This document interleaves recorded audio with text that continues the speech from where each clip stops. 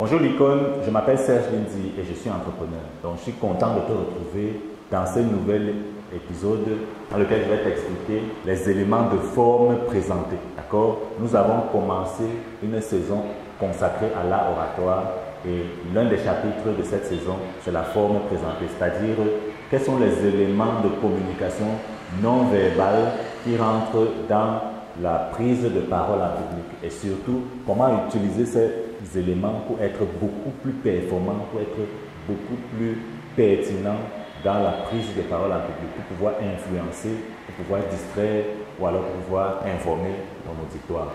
Dans cet épisode, nous allons nous attaquer aux éléments visuels de la prise de parole en public en dehors de la gestuelle, parce que je vais dédier tout un épisode, le prochain épisode directement à la gestuelle. Donc, je vais travailler sur un ensemble d'éléments très importants qui vont te permettre de réaliser à quel point la science de la communication est beaucoup plus vaste que ce que tu n'imagines. Ce que je veux aussi que tu comprennes, c'est que nous n'allons pas entrer dans les détails sur des faits scientifiques. Je veux simplement te faire comprendre ces faits-là.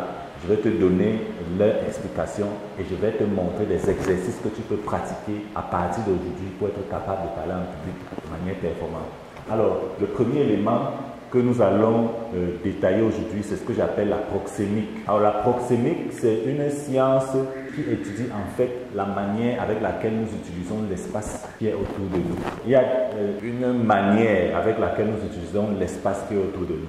Je veux dire dans la communication avec l'autre. C'est-à-dire qu'il y a ce qu'on appelle des cercles d'intimité. Donc ces cercles sont définis de manière concentrique. C'est-à-dire que les gens n'acceptent pas dans leur cercle d'intimité beaucoup plus restreint, c'est-à-dire leur cercle d'intimité beaucoup plus restreint. Il y a certaines personnes qui ne peuvent pas entrer ici. Certaines personnes aussi peuvent être ici. D'autres personnes peuvent être ici. Et certaines personnes peuvent être ici. Ces éléments ont été développés par un sociologue américain qu'on appelle Hall, mais qui a travaillé dans un ensemble de cultures différentes pour voir comment est-ce qu'à travers les cultures, les gens utilisent l'espace. Pourquoi cet élément est important dans la prise de parole en public? Parce que justement, tu es en train de communiquer avec une audience, d'accord? Et la manière avec laquelle tu occupes l'espace de communication est pertinente dans la compréhension de ce que tu es en train de dire. La manière que tu occupes l'espace est pertinente dans la compréhension de ce que tu es en train de dire. Parce que les cercles d'intimité, tu peux jouer sur les cercles d'intimité pour capter ton audience ou alors pour rentrer en connexion avec ton audience. Je te donne un exemple. Tu es en train de parler, tu es en train de faire un séminaire et tu te rends compte que deux personnes sont en train de discuter quelque part à côté de la salle. Mais le problème, c'est que toi, tu es assis devant, tu as le micro et tu es en train de parler. Et deux personnes sont en train de discuter. D'autres sont en train de te regarder peu ou prou. D'accord? Ce que tu fais, c'est que tu te lèves et tu commences à avancer dans la salle en gardant le contact visuel. Alors, le contact visuel dans l'expression faciale ici. Donc, je vais te montrer.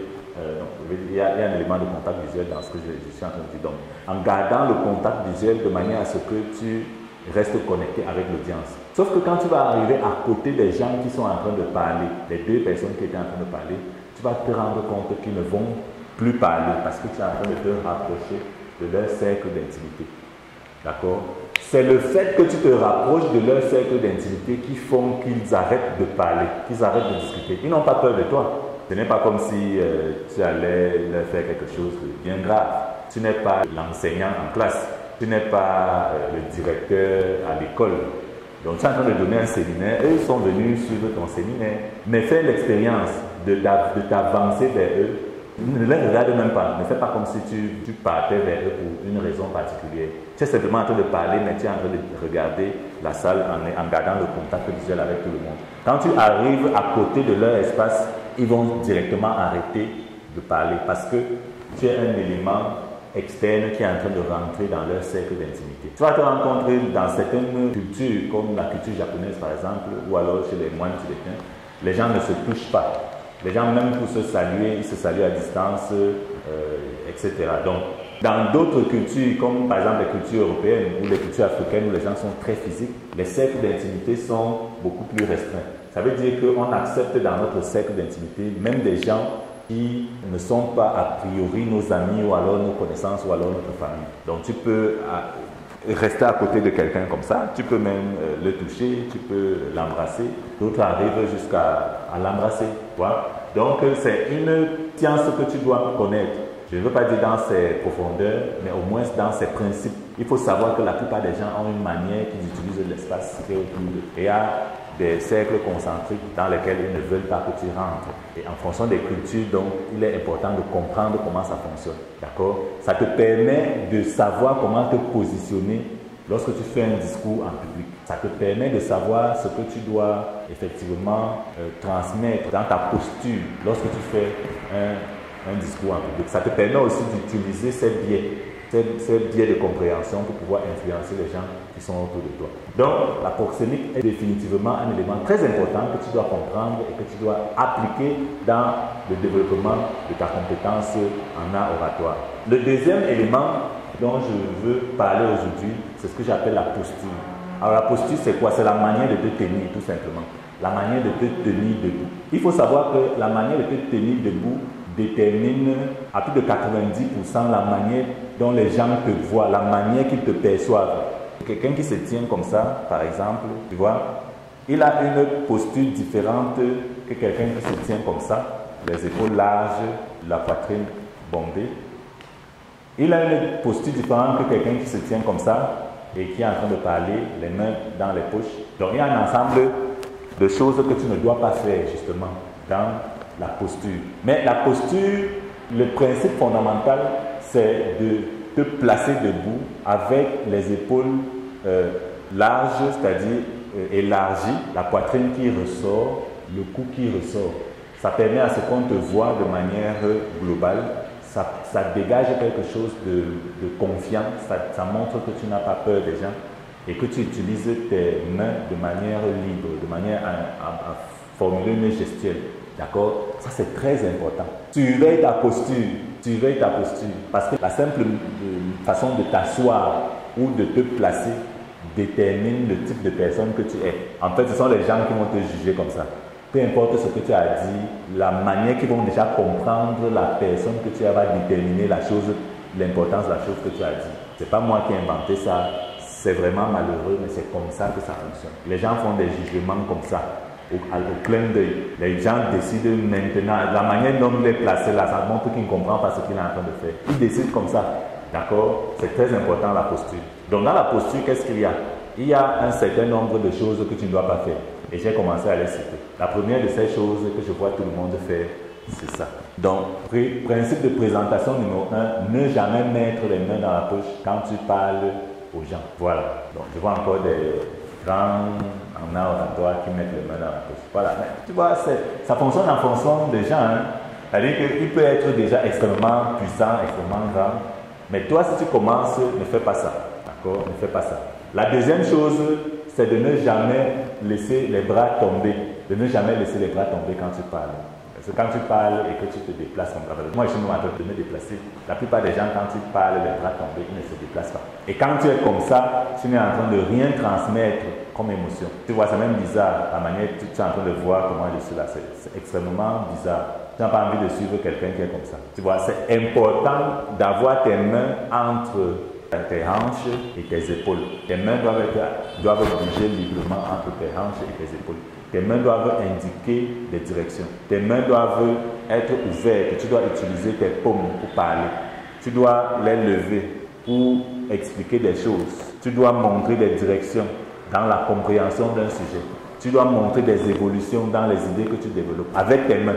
D'accord? Donc, c'est vrai que ce sont des éléments de gestion et que je vais revenir dessus en détail, mais je voulais travailler ça dans la posture de manière à ce que tu comprennes comment les mains fonctionnent quand le corps est bien positionné. Le corps est bien positionné, les épaules sont relâchées, la tête est un peu relevée, le torse est un peu sorti, le dos est bien droit, c'est-à-dire que tu sens la colonne vertébrale bien alignée avec le torse. Et c'est comme ça, c'est ce que tu maintiens, d'accord? Donc la posture est extrêmement importante. Le troisième élément, c'est l'habillement. Alors, je ne vais pas revenir sur l'habillement.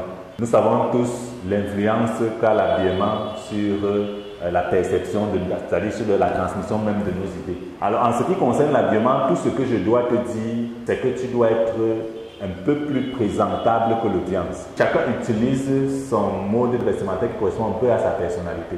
Mais la règle d'or, c'est que tu dois être un peu plus présentable que l'audience, que la majorité, que la moyenne des gens qui t'écoutent. D'accord? C'est la règle d'or. S'ils sont en veste, mon cher ami, il faut porter une veste. S'ils sont en veste, il faut porter une veste. S'ils sont en habits normaux, tu peux t'amuser à mettre des habits normaux à un certain niveau. Ça, c'est si tu commences. Ça, c'est si tu commences. Si tu es déjà Larry Page ou Sergey Brin, tu t'en fous de tout le monde et tu t'amènes avec tes babouches de médecin.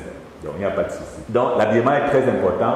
L'habillement permet à ce que les gens te jugent, parce que les gens te jugent par ce que tu portes. C'est-à-dire que c'est vraiment comme ça que ça fonctionne. Les gens décident est-ce que tu es riche, est-ce que tu es pertinent, est-ce qu'ils doivent te suivre, est-ce que tu sens bon.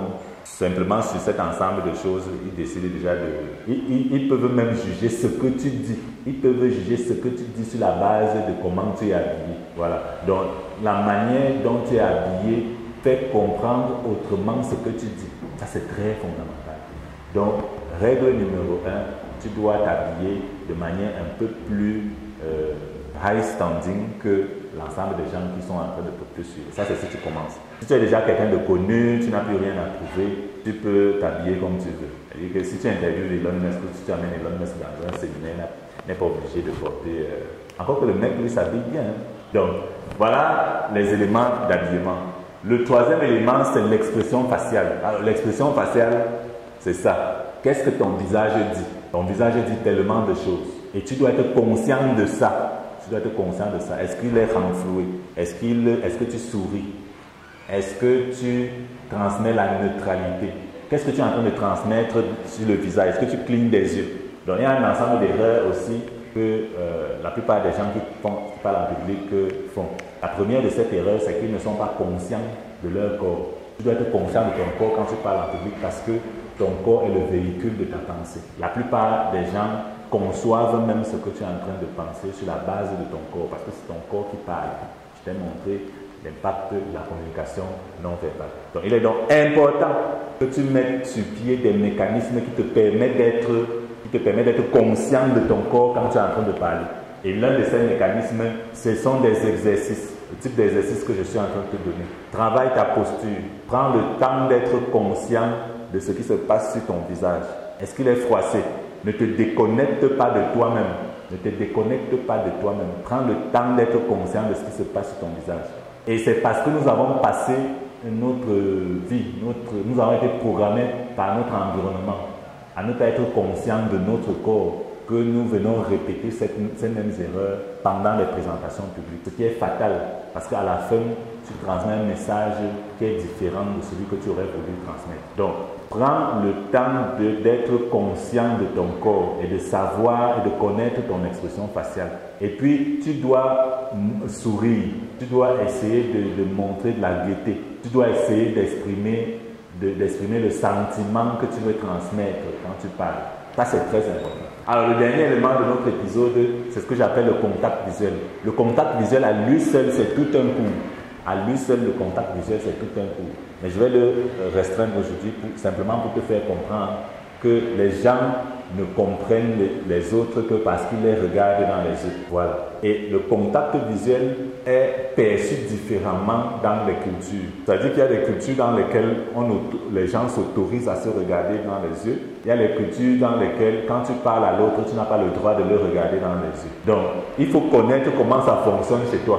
Mais de manière globale, sur le plan privé, il y a des distinctions entre les cultures. Mais sur le plan public, c'est-à-dire dans la prise de parole en public, il faut toujours garder un œil sur ton audience, sur le plan public. Sur le plan public, peu importe l'environnement social dans lequel tu es en train de donner ton message, tu dois toujours garder un œil sur ton audience. Et c'est un contact visuel, œil à œil. Donc là, il y a plusieurs erreurs que les gens font. La première erreur, c'est de fixer quelqu'un de manière permanente. Ça, c'est pas bon. Donc, ce que tu fais, c'est que tu trimballes tes yeux et tu fixes tout le monde. Tu partages un peu de toi. Tu es en train de partager un peu de toi à toute cette audience. Tu les regardes. Tu les regardes. C'est-à-dire que leurs yeux ne sont pas un problème pour toi. Ce sont tes amis. Ils sont venus là pour te suivre, pour suivre ce que tu as dit. Ils ne sont pas hostiles. Ils veulent bien comprendre ce que tu as dit. C'est pour ça qu'ils sont là. Donc, l'idée, c'est que tu partages un peu de toi en les regardant. Tu les regardes dans les yeux. Tu les regardes quand tu parles. Tu t'avances vers eux. Il y a un autre problème, c'est qu'il y a des gens qui lisent les discours. Alors, si tu as déjà assisté à un discours où quelqu'un est en train de lire, il n'y a rien de plus chiant. C'est-à-dire que rien de plus chiant. J'ai jamais aimé lire des discours. J'ai souvent prononcé des discours, mais j'ai toujours aimé garder une structure dans le discours de manière à pouvoir le retenir. Donc, je ne le retiens jamais mot pour mot, mais je retiens la succession des éléments qui sont dans le discours. Et je suis capable de le restituer, disons, à 97%. Même si tu as un discours que tu as écrit, tu dois être capable de le restituer. Je vais plus loin. Même si tu es en train de lire le discours, tu dois être capable de tenir le contact visuel avec ton audience. Le problème avec les gens qui lisent le discours, c'est qu'ils n'ont pas de contact visuel avec leur audience. Vous voyez quand même les présidents, quand ils lisent les discours, à un moment, ils se placent et ils vous regardent. À un moment, ils lisent et puis il retient le reste des phrases et il continue à dire les phrases en vous regardant. C'est très important parce qu'il transmet quelque chose dans le discours par le contact visuel. D'accord? Si ces éléments te parlent, la seule manière pour toi de les travailler, c'est de faire ces exercices-là que j'ai dit. Et comme je t'ai dit, on n'apprend pas l'art oratoire autrement qu'en faisant de l'art oratoire. Donc, clique sur le lien qui est dans la description de la vidéo, contacte-nous et nous allons te donner une audience dans laquelle tu vas t'entraîner. Tu vas t'entraîner à travailler ta proxémique, c'est-à-dire la gestion de ton espace personnel. Tu vas travailler à gérer ta posture. Tu ne vas plus te placer comme un gars qui a tout perdu dans sa vie. Tu vas travailler ton habillement. Bon, je ne suis pas un spécialiste de mode. Donc ce qui va se passer, c'est que tu vas travailler ton expression faciale. Tu seras capable d'être conscient de toi-même à n'importe quel moment. Ce qui est même bénéfique pour ta santé mentale. Je vais même revenir dessus quand je vais parler de la reprogrammation mentale et je vais te montrer comment la conscience de soi est importante dans sa santé mentale. Donc tu dois être capable d'être conscient de toi. Comment est-ce que je suis à l'heure-ci maintenant? Comment est-ce que je suis? Comment est-ce que mes pieds sont? Comment est-ce que mes mains sont? Mon visage? À quoi il ressemble? Tu ne dois pas t'oublier. Voilà, et c'est un gros problème pour la majorité des personnes. Ils ne sont pas conscients d'eux-mêmes. Le dernier élément, c'est le contact visuel. Les yeux parlent beaucoup. Regarde les gens quand tu leur parles. Ne baisse pas les yeux. Si tu es dans une culture où on ne regarde pas les gens quand on leur parle, ne regarde pas les gens quand on leur parle en privé, d'accord? Mais en public, tu as le devoir de partager un peu de toi avec tout le monde qui est dans la salle. Donc j'espère que ces éléments de langage non verbal ont été extrêmement pertinents pour toi. Si tu as des questions, tu peux les poser en commentaire. Je te demande de t'abonner à la chaîne, de cliquer sur la cloche de notification de manière à ce que tu puisses recevoir toutes les vidéos que nous allons faire. Je te demande aussi de nous contacter, de prendre rendez-vous avec nous, en cliquant sur le lien qui est en la description. Et puis, nous allons travailler avec toi, nous allons t'accompagner dans le développement de tes compétences, surtout dans le développement de la compétence qu'est l'art oratoire. Donc, je m'appelle Serge Bindi et je te donne rendez-vous au sommet.